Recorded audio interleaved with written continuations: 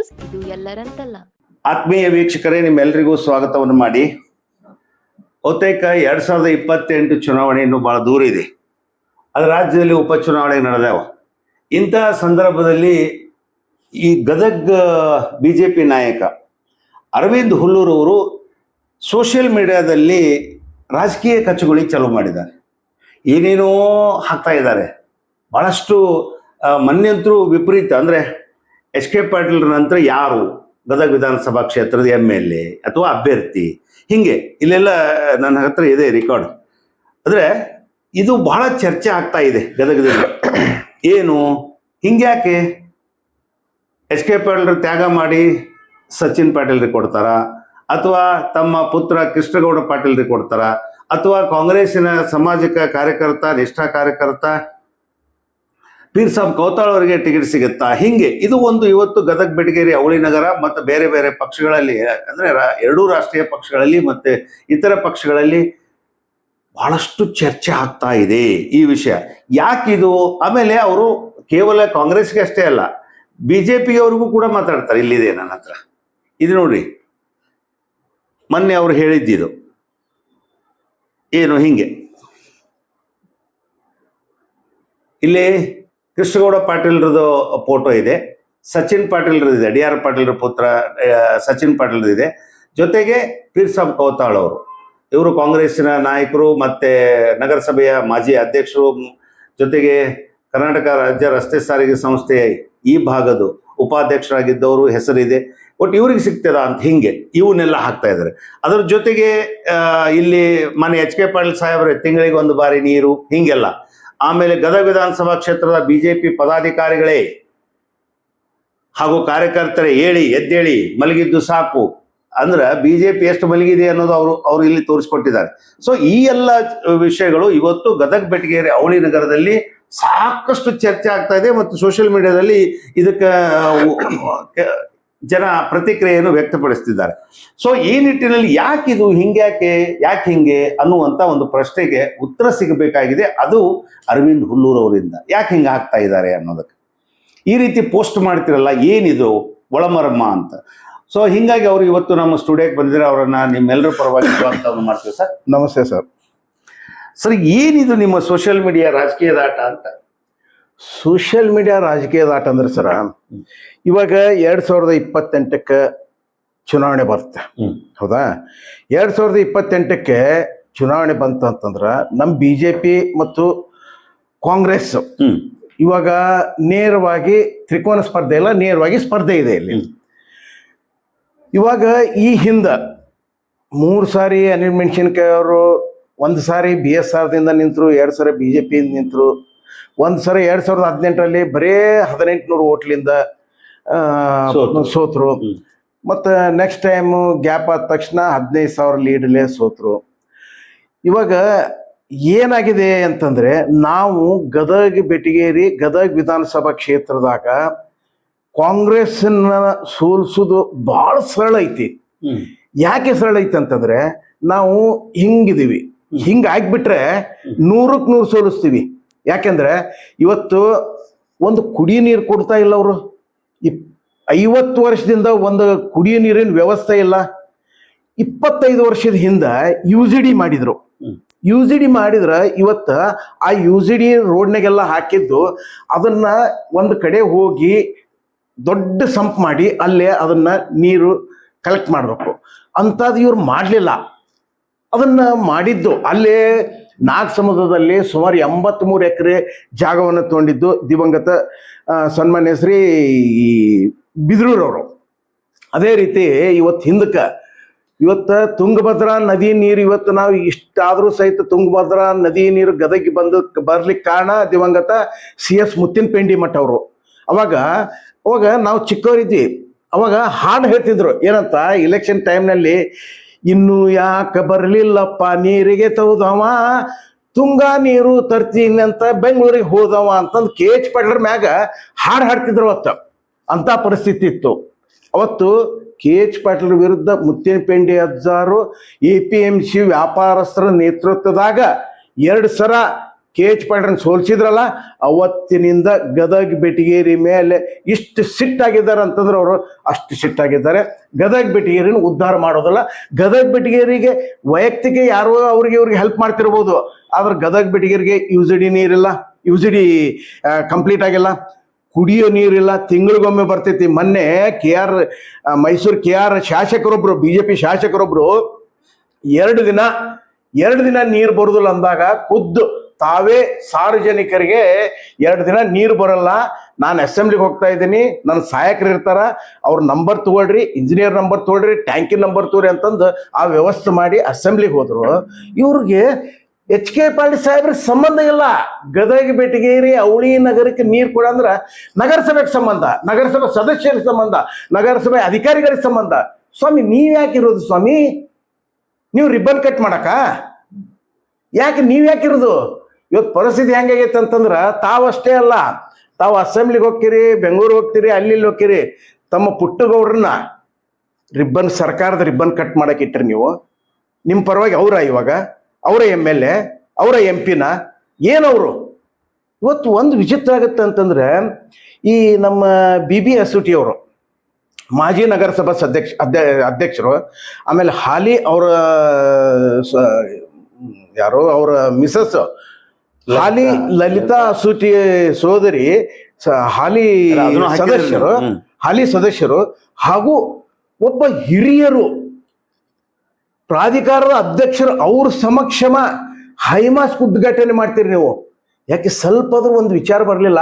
ಇಷ್ಟು ದೊಡ್ಡವ್ರು ಅದಾರ, ಇಷ್ಟು ಹಿರಿಯರು ಅದಾರ, ಪ್ರಾಧಿಕಾರದ ಅಧ್ಯಕ್ಷರು ಅದಾರ. ಅಲ್ಲ ಸರ್, ಆಯ್ತು ಅವ್ರದ್ದು. ನೀವು ಈಗ ಸೋಷಿಯಲ್ ಮೀಡಿಯಾದಲ್ಲಿ ಇವುಗಳನ್ನ ಹಾಕುವಂತ ಏನಿದೆ? ಯಾರು ಹೇಳಿದ್ರಿ ಇದಕ್ಕೆ? ನಿಮ್ಮ ಪಕ್ಷದೊಳಗನ ಕತ್ತಿ ಬಿದ್ದು ಉಳ್ಳಾಡಕತ್ತೈತಿ. ಮಂದಿ ತಾಟಿನೊಳಗಿನ ನೊಣ ಹೊಡೆ ಕೊಟ್ರಲ್ಲ ನೀವು. ಇದು ಏನಿದೆ? ಇಷ್ಟು ಈ ನಮ್ನಿ ಹಾಕ್ತಾರಲ್ಲ, ಈಗ ಯಾರು ಹೇಳಿದ್ರಿ ನಿಮ್ಗೆ ಇದನ್ನ? ಸರ್ ಯಾರು ಸರ್ ನಾನು ಒಂದ್ ಹೇಳುದು, ಇವತ್ತ ಕುಟುಂಬ ರಾಜಕಾರಣ ಅಂತಂದು KH Patil, DR Patil, HK Patil ಮತ್ KH ಪಾಟೀಲ್ ಇವ್ರನ್ನ ಬಿಟ್ಟು ಬೇರೆ ಯಾರು ಕಾಂಗ್ರೆಸ್ನಾಗ ಇಲ್ವಾ? ನಾನು ಅದನ್ನೇ ಕೇಳ್ತೀನಿ. ಕುಟುಂಬ ರಾಜಕಾರಣ ಎಂಡ್ ಮಾಡ್ತೀರಿ ನೀವು? ಕೊಡ್ರಿ ಸಾಮಾನ್ಯ ಕಾರ್ಯಕರ್ತರಿಗೆ. ಅಹಿಂದ ಎಲ್ಲೈತೆ? ಅಹಿಂದ ಅಂತಂದು ವೋಟ್ ಬ್ಯಾಂಕ್ ನಿಮ್ದು. ಅಹಿಂದದವ್ರಿಗೆ ಯಾರಿಗೇನ್ ಮಾಡ್ರಿ ನೀವು? ಸರ, ಈ ಕುಟುಂಬ ರಾಜಕಾರಣ ವಿರೋಧ ಮಾಡೋರು 2023 ನಿಮ್ಮ ಸ್ನೇಹಿತನ ಬಿಟ್ಟು ಕಾಂಗ್ರೆಸ್ ಸೇರ್ಕೊಂಡು ನಿಮ್ಮ HK ಪಾಟೀಲ್ ಸಾಹೇಬ್ರನ್ನ ಮನೆಗೆ ಕರೆಸಿ ಕೂರಿಸಿ ಅನಿಲೆಲ್ಲ ಬೈದು ಇಲೆಕ್ಷನ್ ಮಾಡಿದ್ರಲ್ಲ ಅವ್ರ ಪರವಾಗಿ. ಸರ್ ನಂದು ಅವತ್ತಿನ ದಿನ ಅನಿವಾರ್ಯ ಪರಿಸ್ಥಿತಿ, ಅವತ್ತ ಮನಸ್ತಾಪ, ನಮ್ಮ ಅನಿಲ್ ನಡುವೆ ಮನಸ್ತಾಪ ಆಯ್ತು. ನಾನು ಕುಂತಿದ್ದೆ, ಅವ್ರು ಬಂದು ಅವತ್ತಿನ ದಿನಮಾನದಾಗ ನಾನು ಮಾಡಿದೆ. ನಾನು ಅಲ್ಲಿ ಕಾಂಗ್ರೆಸ್ ಜಾಯ್ನ್ ಆದ್ಮೇಲೆ, ಎಸ್ ನೀವು ಕೇಳಿದ್ದು ಸತ್ಯವಾದ ಮಾತು, ಅದು ಮನಸ್ತಾಪ ಆಗಿದ್ದಕ್ಕೆ ನಾನು ಅಲ್ಲಿ ಹೋಗುವಂತ ಪರಿಸ್ಥಿತಿ ಬಂತು.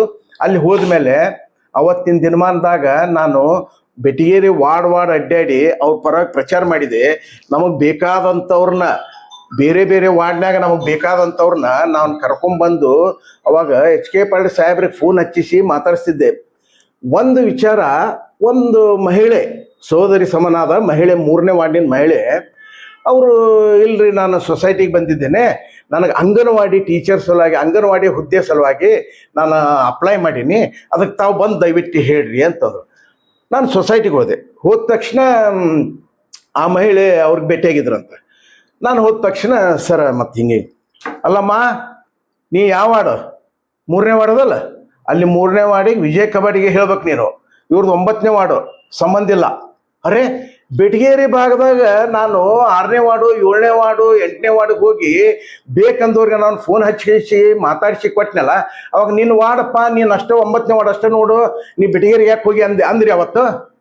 ನಿಮ್ಗೆ ಓಟ್ ಅಲ್ಲ ಸರ್, ನಿಮ್ಗೆ ಓಟ್ ಬೇಕಂದಾಗ, ನಿಮ್ ಕೆಲಸ ಮಾಡ್ಬೇಕಂದಾಗ ಇಡೀ ಬೆಟಗೇರಿಯಾಗ ನಾನು ಕವರ್ ಮಾಡಿದ್ರೆ ನಾನು ಮಾತಾಡ್ತಿದ್ದೆ.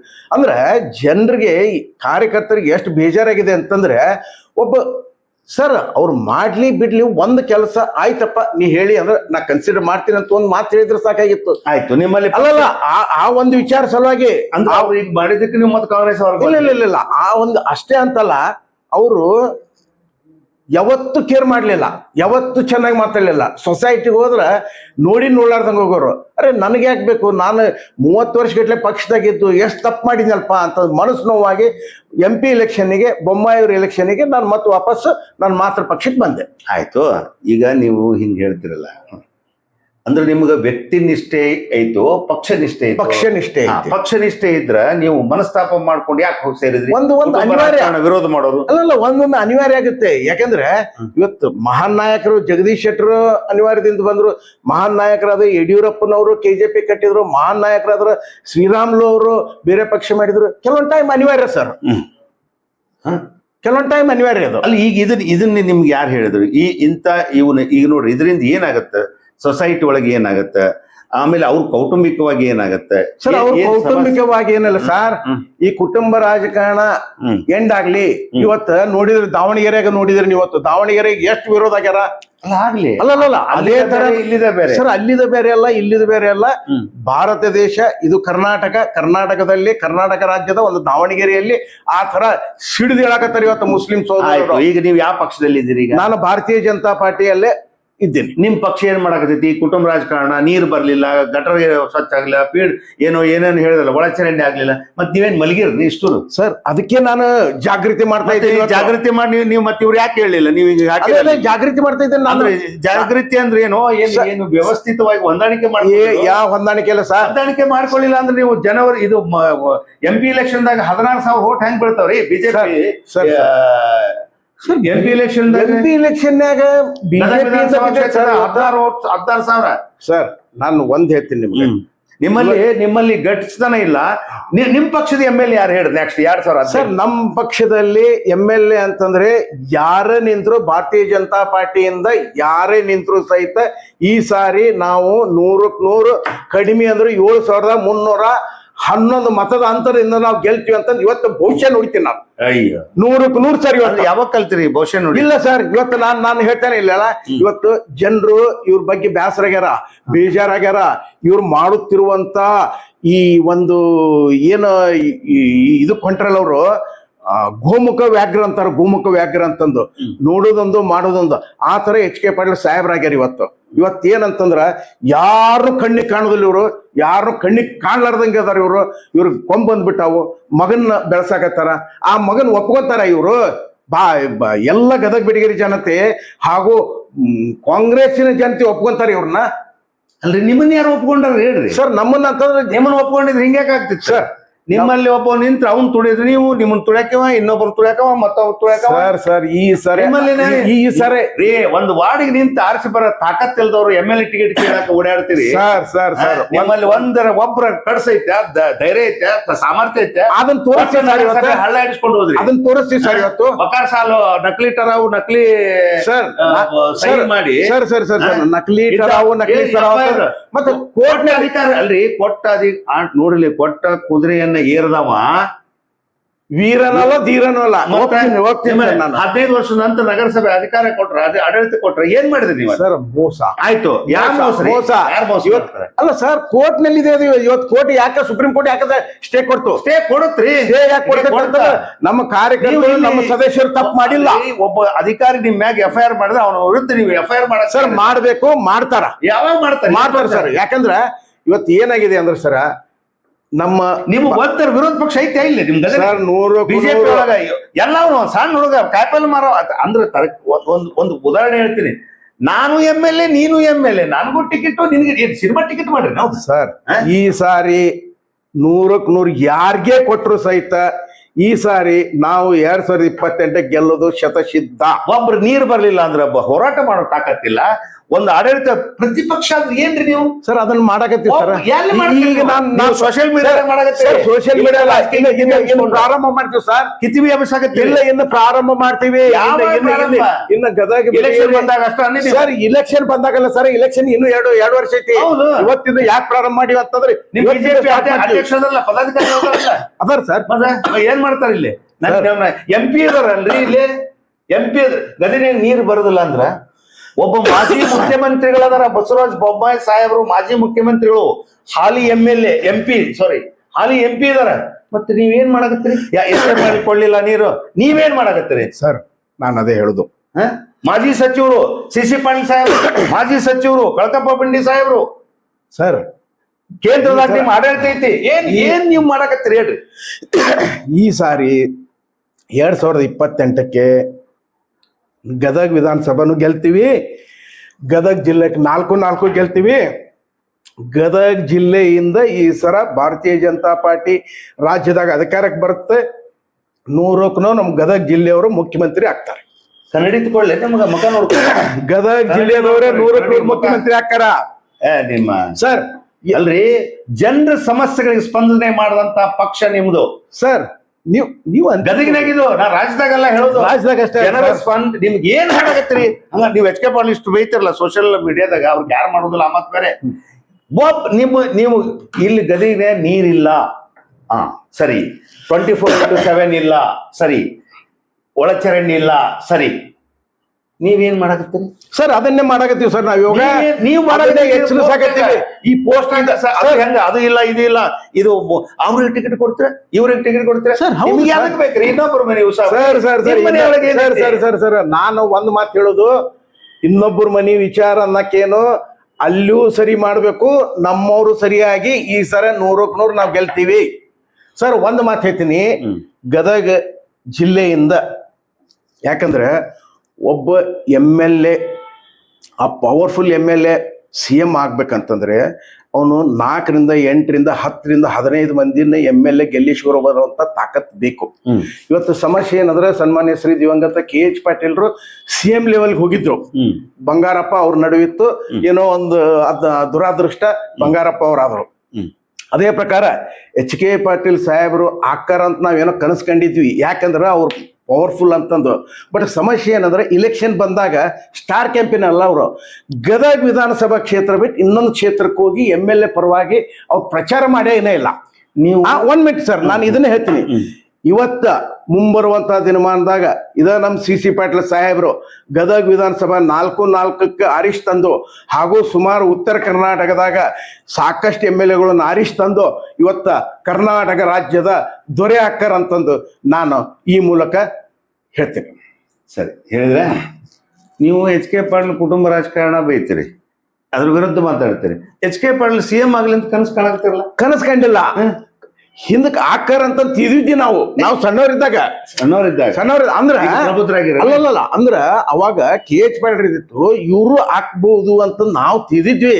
ಅದ್ರ ಗದಗ ಜಿಲ್ಲಾದಿಂದ ಈ ಸಾರಿ ಸನ್ಮಾನ್ಯ ಶ್ರೀ CC ಪಾಟೀಲ್ರು ಮುಖ್ಯಮಂತ್ರಿ ಹಾಕಾರ. ಗದಗ ವಿಧಾನಸಭಾ ಕ್ಷೇತ್ರದ 4ಕ್ಕೆ 4 ಅವರೇ ನಿಂತು ಆರಿಸ್ತಾರ. ಓಕೆ, ನಿಮ್ಗೆ ಇನ್ನೊಂದು ಹೇಳ, ನೀವು ಇದೆಲ್ಲ ಹಾಕ್ತಿರಲ್ಲ ಸೋಷಿಯಲ್ ಮೀಡಿಯಾದಾಗ, ನೀವು ಒಂದ್ ಸ್ವಲ್ಪ ಮಾನಸಿಕ ಅಸ್ತವ್ಯಸ್ತರಾಗಿರಿ, ಆಮೇಲೆ ಎಲ್ಲೋ ಡಿಪ್ರೆಸ್ ಹೋಗ್ಯಾರ, ತಲೆ ಸರಿ ಇಲ್ಲ, ಹಿಂಗೆಲ್ಲ ಎಲ್ಲೋ ಹುಚ್ಚನ, ಏನೋ ಒಂದು ಪ್ರಚಾರದ ಗೀಳು ಏನೇನೋ ನಡೆಸಿಬಿಟ್ಟಾನ ಈ ಮನುಷ್ಯ. 2013 ಇಂದ 2023 MLA ಟಿಕೆಟ್ ತಗೊಳಕ ಏನೇನೋ ಗಿಮಿಕ್ ಮಾಡಿದ್ರು. ಈಗ ಅದೆಲ್ಲ ಹೋತು, ಕಾಂಗ್ರೆಸ್ನವರು ಬಿಟ್ರು, BJPದಾಗ ಅವ್ರಿಗೆ ಸ್ಥಾನಮಾನ ಇಲ್ಲ, ಯಾರು ಕರೆಯರಿಲ್ಲ, ಮಾತಾಡ್ಸೋರಿಲ್ಲ. ಹಿಂಗಾಗಿ ಮಾನಸಿಕ ಅಸ್ವಸ್ಥತೆಯಿಂದ ಈ ರೀತಿ ಪೋಸ್ಟ್ ಮಾಡ್ಕೊಂಡ್ ಕುಂತಾರ. ಇವಾಗ ಮಾನಸಿಕ ಅಸ್ವಸ್ಥ ಅಂತಂದ್ ಅವ್ರು ಏನಂತಾರಲ್ಲ, ಅವ್ರು ಲೆವೆಲ್ ಮಾನಸಿಕ ಆಗಿಬಿಟ್ರ ಅಂತಂದ್ರ, ನನ್ ಸೋಷಿಯಲ್ ಮೀಡಿಯಾದಾಗ ಹಾಕೋದ್ ನೋಡಿ, ಯಾರೂ ನಮ್ಮ ವಿರುದ್ಧ ಮಾತಾಡೋರು ಇದ್ದಿಲ್ಲ, ಯಾರೂ ನಮ್ಮ ವಿರುದ್ಧ ಪೋಸ್ಟ್ ಮಾಡೋರು ಇದ್ದಿಲ್ಲ. ಇವಂಗೆ ಎಲ್ಲಿಂದ ಧೈರ್ಯ ಬಂತು, ಇವ ಯಾಕೆ ಹಿಂಗ ಆಗಾಕತ್ತಾನ ಅಂತ ಅವ್ರು ಮಾನಸಿಕ ಆಗ್ಯಾರ ಸರ್. ನಾನಲ್ಲ ಮಾನಸಿಕ ಆಗಿದ್ದು. ಇವತ್ತು HK ಪಾಟೀಲ್ ಸಾಮ್ರಾಜ್ಯ ಅಳಿಗಾಡಕತ್ತೈತಿ. ಯಾಕೆ ಅಳಿಗಾಡಕತ್ತೈತಿ ಅಂತಂದ್ರ, ಇವತ್ತು ಅಹಿಂದ ಓಟ್ ಅಂತಂದು ತಗೊಂಡ್ಬಂದು ಎಷ್ಟೋ ಮಂದಿ ಅದ್ರಾಗ ಬರ್ದಾರ ಸರ್. ಗೌಡ್ಕಿ ಇದು ನಮ್ಗೆ ಗೌಡ್ರದು ಇದು ಸಾಕಾಗೈತ್ ನಮಗ ಸಾಮಾನ್ಯ ಕಾರ್ಯಕರ್ತರ ಟಿಕೆಟ್ ಬೇಕು, ಇಂಥವ್ರು ಬೇಕು ಸರ್. ಇವತ್ತು ನೀವು ಆ ಒಂದು ಪೋಸ್ಟ್ ಹಾಕಿನಲ್ಲಿ ನಮ್ಗ ಒಬ್ರು ಕೃಷ್ಣಗೌಡ್ರ ಸಪೋರ್ಟ್ ಮಾಡಿಲ್ಲ, ಒಬ್ರು ಸಚಿನ್ ಪಾಟೀಲ್ ಸಪೋರ್ಟ್ ಮಾಡಿಲ್ಲ, HK ಪಾಟೀಲ್ ಒಂದು 4-5 ಮಂದಿಗೆ ಮಾಡ್ರ, ಮತ್ತು ಪೀರ್ ಸಾಬ್ಗೆ ಎಲ್ಲ ಮಾಡ್ರಲ್ಲ ಸರ್. ಅವರು ಪೀರ್ ಸಾಬ್ ಅವ್ರಿಗೆ ಅಂದ್ರೆ ಈ ಗದಗ ವಿಧಾನಸಭಾ ಕ್ಷೇತ್ರದಾಗ ಸರ್ ಯಾರು ಕೇಳಿಲ್ಲ ಸರ್. ನಾನು ಅದನ್ನ ನನಗೆ ಏನ್ ಬೇಕು, ಯಾರ ವ್ಯಕ್ತಿತ್ವ ಏನೈತಿ, ಯಾರು ಎಷ್ಟು ಪವರ್ಫುಲ್ ಅದಾರ ಅನ್ನೋದು ಬೇಕಾಗಿತ್ತು ನನಗೆ ಸರ್. ಪ್ರೆಸೆಂಟ್ ಸಚಿವರ ಹೆಸರು 4 ಮಂದಿ ಬಿಟ್ಟು ಯಾರು ಹಾಕಿಲ್ಲ ಸರ್. ಯಾಕೆ ಹಾಕಿಲ್ಲ ಹಂಗಂದ್ರೆ? ಮತ್ತೆ ಅವರು ಅಲ್ರಿ, ಈಗ 4 ರಿವರ್ಸ್ ಅವ್ರು ಬೇಕು ಅಂತ ಅಡ್ಡಾಡ್ತೀರಿ, ಆದ್ರ ಇಲೆಕ್ಷನ್ ಅವ್ರು ಹೆಂಗ್ ಗೆಲ್ತಾರೆ? ಇದೇ ಸರ್ ಇದೇ 4.5 ವರ್ಷ ಬೈಕೊಂತ ಅಡ್ಡಾಡ್ತಾರ ಎಲೆಕ್ಷನ್ ಹೆಂಗ್ ಗೆಲ್ತಾರ ಅಂತಂದ ಇವತ್ತು ಅದೇ ಹೇಳಾಕತ್ತೀನಿ. 2 ವರ್ಷದಿಂದ ಈ ತಯಾರಿ ನಮ್ದು. 2 ವರ್ಷದಿಂದ ಈ ತಯಾರಿಯಿಂದ ಮುಂದ್ 28ರಿಗೆ ಅವ್ರು ಸೋಲ್ತಾರ ಸರ್. ಇವತ್ತು ಸೋಲ್ತಾರ. ಅಲ್ರಿ ನಿಮ್ಮಲ್ಲಿ ಆಯ್ತು, ಅಷ್ಟು ಗಟ್ಟಿಯಾಗಿ ಹೆಂಗ್ ಹೇಳ್ತೀರಿ? ನಿಮ್ಮಲ್ಲಿ ಒಬ್ಬರ ಒಂದು ಮುಖರ, ಒಂದು MLA ಆಗುವಂತದ್ದು, ಒಬ್ಬರ ಒಂದು ಮಾಸ್ ಲೀಡರು ಸರ್, ಒಂದು ಪಬ್ಲಿಕ್ ಲೀಡರ್ ಸರ್ ಹಂಗಲ್ಲ. ಒಬ್ಬ ಜನರ ಸಮಸ್ಯೆಗಳನ್ನ ತಿಳ್ಕೊಳ್ಳೋವ, ಮಾತಾಡೋರು ಯಾರು ಒಬ್ಬ ಲೀಡರ್ ತೋರಿಸಿದ್ ನಿಮ್ಗ? ಬಿಜೆಪಿ ತೋರಿಸಿ ತೋರಿಸಿ ನಿಮ್ ಬಿಜೆಪಿ ಒಬ್ಬರು ನೋಡಿದ್ರು ಒಬ್ಬರು ಆಗಲ್ಲ, ಒಬ್ಬರು ನೋಡಿದ್ರು ಒಬ್ಬರು ಆಗಲ್ಲ. ಈ ಸರ ಇವನ್ ತುಳಿದ್ ಇವ ಬಂದ್ರು ಅವನ್ ತುಳಿದ್, ಬರೀ ಇದ ಕೆಲಸ ನಿಮ್ದು. ಈ ಸರ ಅದೇ ಅಂತ್ಯ ಆಗುತ್ತೆ ಸರ್ ಇವತ್ತು. ಈ ಸಾರಿ ಸನ್ಮಾನ್ಯ ಶ್ರೀ ಮಾಜಿ ಮುಖ್ಯಮಂತ್ರಿಗಳಾದ ಬೊಮ್ಮಾಯಿ ಸಾಹೇಬರು, ಮಾಜಿ ಮಂತ್ರಿಗಳಾದ CC ಪಾಟೀಲ್ ಸಾಹೇಬರು ಈ ಸಾರಿ ಎಲ್ಲರನ್ನು ಸೇರಿಸಿ ಒಂದು ಸಾಮೂಹಿಕವಾಗಿ ಎಲ್ಲರೂ ಕೂಡಿ ಒಂದು ತೀರ್ಮಾನ ಮಾಡಿ ಒಬ್ಬ ಕ್ಯಾಂಡಿಡೇಟ್ ಮಾಡಿ ಆರಿಸಿದವ್ರ ಜವಾಬ್ದಾರಿ ಅವ್ರಿಬ್ರು ತಗೊಂತಾರ. 100ಕ್ಕೆ 100 ಅವ್ರು ಮಾಡ್ತಾರೆ ಸರ್. ಅಲ್ರಿ ಜನ ಏನಾಗ್ತಾರೆ ಗೊತ್ತಾನೆ? ಈ ಸಲ ಅನಿಲ್ ಅಂತರೂ ಏನಾಯ್ತು ಗೊತ್ತಿಲ್ಲ. ಅನಿಲ್ ಮೆಣಸಿನಕಾಯಿ ಅವರ ಪರಿಸ್ಥಿತಿ 3 ಸಲ ಪಾಪ ಅವ್ರನ್ನ ಸೋತಿಲ್ಲ. ಅವರು ನಿಮ್ ಬಿಜೆಪಿ ಅವ್ರು ಸೋಲ್ಸಿದ್ರಂತೆ ಸರ್. ಬಿಜೆಪಿ ಅವ್ರ ಕಾಲ ಎಳೆದಿದ್ದು, ಬಿಜೆಪಿ ಅವ್ರನ್ನ ಅನ್ಯಾಯ ಮಾಡಿದ್ದು, ಬಿಜೆಪಿ ಅವ್ರವ್ರ ಮುಗಿಸ್ಬಿಟ್ಟಿದ್ದು. ಇಲ್ಲ ಸರ್, ದಯವಿಟ್ಟು ಮತ್ತೆ ಪುನಃ ಈ ಕಡೆ ಬಾರೋ ಯಪ್ಪ ಅಂದ್ರೆ ಓಡೋಗೋ ಪರಿಸ್ಥಿತಿ ಸರ್. ದಯವಿಟ್ಟು ಇದನ್ನ ಬೇಜಾರ್ ಮಾಡ್ಕೋಬೇಡ್ರಿ. ಇವಾಗ ನೀವು ಹಿಂಗಂತೀರಿ. ಮತ್ತೆ MP ಎಲೆಕ್ಷನ್ಯಾಗ ಸಲೀಂ ಅಹ್ಮದ್ ಅವ್ರನ್ನ ಸೋಲಿಸಿದವ್ರು ಯಾರು? DR ಪಾಟೀಲ್ರನ್ನ ಸೋಲಿಸಿದವ್ರು ಯಾರು? ಆನಂದ್ ಗಡ್ದೇವ್ರ ಮಠನ ಸೋಲಿಸಿದವ್ರು ಯಾರು ಹೇಳಿ ಸರ್? ಯಾರು ಸೋಲ್ಸ್ಯಾರ? ನಮಗ್ ಗೊತ್ತಿಲ್ಲ. ಅದ ಕ್ವಶನ್ ಮಾರ್ಕ್ ಐತಿ. ಇವಾಗ ಸೋಲಿಸ್ತಾರ ಅಂತ ನೀವು ಸೋಲಿಸೋದು? ಇಲ್ಲ. ಹೊಂದಾಣಿಕೆ ರಾಜಕಾರಣ ಅಂತ್ಯ. 2028ಕ್ಕೆ ಹೊಂದಾಣಿಕೆ ರಾಜಕಾರಣ ಅಂತ್ಯ. ಯಾಕಂತಂದ್ರೆ ಸರ, ಇವತ್ತ ಯಾರೇ ಏನೋ ದೊಡ್ಡ ಲೀಡರ್ ಏನೋ ಒಂದು ಫಂಕ್ಷನ್ ಮಾಡಿದ್ರು ಸದ್ಯಕ್ಕೆ ಒಬ್ಬ ಸಣ್ಣ ಹುಡುಗನ ಕಡೆನೋ ಒಂದು ಮೊಬೈಲ್ ಐತಿ. ಆ ಮೊಬೈಲ್ದಿಂದ ಅವ ಡೆಲ್ಲಿ ಮಟನು ಏನ್ ನಡೆದೈತಂತ ಕಳಿಸುವಷ್ಟು ಕೆಪಾಸಿಟಿ ಆ ಸಣ್ಣ ಹುಡುಗಗೂ ಐತಿ ಇವತ್ತ. ಹಿಂಗಾಗಿ ಪ್ರತಿಯೊಬ್ರು ಪ್ರಬುದ್ಧಾಗ್ಯಾರ. ಪ್ರತಿಯೊಂದು ವಿಷಯನೂ ಪ್ರತಿಯೊಂದು ಹಳ್ಳ್ಯಾಗು ಏನ್ ನಡೀತೈತಿ ಡೆಲ್ಲಿಗೆಲ್ಲ ಗೊತ್ತಾಗತ್ತೆ. 2028ಕ್ಕೆ ಇದು ಆಗಲ್ಲ. ಹೊಂದಾಣಿಕೆ ಅನ್ನೋದು ಎಂಡ್. ಇನ್ ಮ್ಯಾಗ ಎಂದೂ ಹೊಂದಾಣಿಕೆ ಅನ್ನೋದು ಇರುವುದಿಲ್ಲ. ಹೊಂದಾಣಿಕೆ ಏನಾಗುತ್ತೆ ಗೊತ್ತಾ? 2028 ಚುನಾವಣೆ ಬಂತು ಅಂದ್ರೆ HK ಪಾಟೀಲ್ನ ಅವಿರೋಧ ಆಯ್ಕೆ ಮಾಡ್ತಾರ. ಆ ಮಟ್ಟಕ್ಕೆ ಐತಿ. ಇಲ್ಲಿ ಬಿಜೆಪಿ ಅವ್ರು ಇಲ್ಲ, ಯಾರಿಲ್ಲ, ನಿಲ್ಲೋರೇ ಇಲ್ಲ ಸರ್. ಇಲ್ಲೇ ಇಲ್ಲ ಅವ್ರಿಗೆ ಸರ್. ಅವ್ರು ಅಷ್ಟು ಅಭಿವೃದ್ಧಿ ಪರವಾದಂತ ಚಿಂತನೆ, ಅಭಿವೃದ್ಧಿ ಪರವಾದಂತ ಚಿಂತನೆ. ಇಲ್ಲಿ ಹಮಾಲ್ರ ಕಾಲನಿಗೆ ಹೋಗ್ರಿ, ಇವತ್ತಿನವರೆಗೂ ಅಲ್ಲಿ 24x7 ತುಂಗಭದ್ರಾ ನದಿ ಪೈಪ್ಲೈನ್ ಇಲ್ಲ, ನಳ ಇಲ್ಲ. ಬೆಟಗೇರಿ 4ನೇ ವಾರ್ಡಿಗೆ ಹೋಗ್ರಿ, ಅಲ್ಲೇ ಈ ಮಳೆಗಾಲ ಬರ್ತೈತಲ್ಲ ಸರ, ಮಳೆಗಾಲ ಬಂದಾಗ ಮನಿ ತುಂಬ ನೀರ್ ಹೊಕ್ಕೈತಿ. ಗಂಗಿ ಮಳೆಯಾಗ ಮಳಿ ಬಂದ್ರೆ ನೀರ್ ಹೊಕ್ಕೈತಿ. ಇವ್ರು ಹೊಕ್ಕಾರ, ಗಂಜಿ ಕೇಂದ್ರ ಮಾಡ್ತಾರ, 4 ದಿನ ಕೆಲಸ ಮಾಡ್ದಂಗ ಮಾಡ್ತಾರ, ಮತ್ ಬೆಂಗಳೂರು ಹೋಗಿ ಕೊಡ್ತಾರ. ಏನ್ ಅಭಿವೃದ್ಧಿ ಮಾಡ್ಯಾರ ಸರ್ ಇವರು? ಇಂಥದ್ದು ಅಭಿವೃದ್ಧಿ ಮಾಡ್ಯಾರ ಅಂತೇಳಿ ಸರ್ ನೀವು ಏನ್ ಮೂಲಭೂತ ಸೌಕರ್ಯ ಕೊಟ್ರ ಇವರು? ಸುಮ್ಮನೆ ನಾನು ಅದನ್ನ ಮಾಡೀನಿ ಇದನ್ನ ಮಾಡೀನಿ ಸರ್. ಇವೆಲ್ಲ ಮುಗ್ಗಿ ತುಪ್ಪ ಹಚ್ಚುದು ಸಾರ್ವಜನಿಕರಿಗೆ ಗೊತ್ತಾಗೈತಿ. ಪ್ರತಿಯೊಬ್ಬ ಕಾರ್ಯಕರ್ತರಿಗೆ ಗೊತ್ತಾಗೈತಿ. ಪ್ರತಿಯೊಬ್ಬ ಕಾಂಗ್ರೆಸ್ ಕಾರ್ಯಕರ್ತರಿಗೆ ಗೊತ್ತಾಗೈತಿ. ಪ್ರತಿಯೊಬ್ಬ ಗದಗ ವಿಧಾನಸಭಾ ಕ್ಷೇತ್ರದಲ್ಲಿ ಬರುವಂತ ಸಾರ್ವಜನಿಕರಿಗೆ ಎಲ್ರಿಗೂ ಗೊತ್ತಾಗತ್ತೆ. ಈ ಸರ ಇವ್ರನ್ನ ಎಲ್ಲಿಡಬೇಕು, ಹೆಂಗ್ ಮಾಡ್ಬೇಕು ಅನ್ನೋದು ಡಿಸೈಡ್ ಆಲ್ರೆಡಿ ಮಾಡಿದ್ದಾರೆ ಸರ್. ಈಗ ಇವರು ನಿಮ್ಗೆ ಹಂಗ ನನಗೆ ಬಂದ ಮಾಹಿತಿ ಪ್ರಕಾರ HK ಪಾಟೀಲ್ ಕಡೆನ ಹೋಗಿ ಯಾಕಂದ್ರೆ ನಿಮ್ಮ ಅಭಿಮಾನಿಗಳು ಕಾಂಗ್ರೆಸ್ನಾಗ ಹೋದಾರಲ್ಲ, ಅವರ ಒಂದು ಮನವಿ ಕೊಡಾಕತ್ತಾರಂತೆ HK ಪಾಟೀಲ್ಗೆ. ಅವ್ರಿಗೊಂದು ಸ್ವಲ್ಪ ಮಾನಸಿಕ ಅಸ್ವಸ್ಥದ ತೋರಿಸ್ರಿ ಸರ್. ಭಾಳ ಸಂತೋಷ ಅದ.